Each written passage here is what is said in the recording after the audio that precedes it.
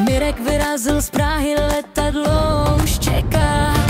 Bob z Lázní Kynžvartu taky na něj mává. Kouďak z Karlových Varů vtipkuje a heká. Radeton nás pozval tam, kde slunce pálí sála. V Dubaji jsme byli spolu bez výkopový tým. Pod palmami u bazénu žili jsme si jak ve snu svým. Mrakodrapy, zlatý písek, všechno jako sen. Radeton a naše parta, nezapomenutelný den.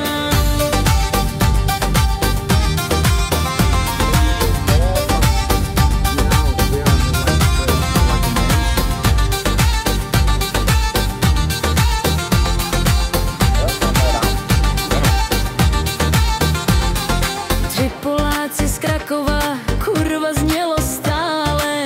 V Golcouku smlouvali ceny dolů dále. Jakub ztratil telefon, v taxi zůstal ležet. Ský Dubaj, liže v poušti, kdo by to mohl přežít? V Dubaji jsme byli spolu bez výkopový tým.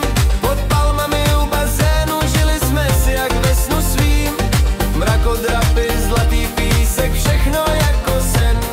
Radeton a naše parta, nezapomenutelný den. Museum of the Future, třikrát jsme to zkusili, pokaždé jsme skončili jinde, fronty nás odradili. V apartmánu snídaně vařili jsme sami, místo trubek v kanalizaci byli jsme kuchaři s vámi. Z Prahy, Varů, Kynžvartu i z polského Krakova spojila nás Dubaj, tahle cesta báječná a nová. Bezvýkopové srdce bije v rytmu pouště tam. S Radetonem do světa splnil se nám sen a plán.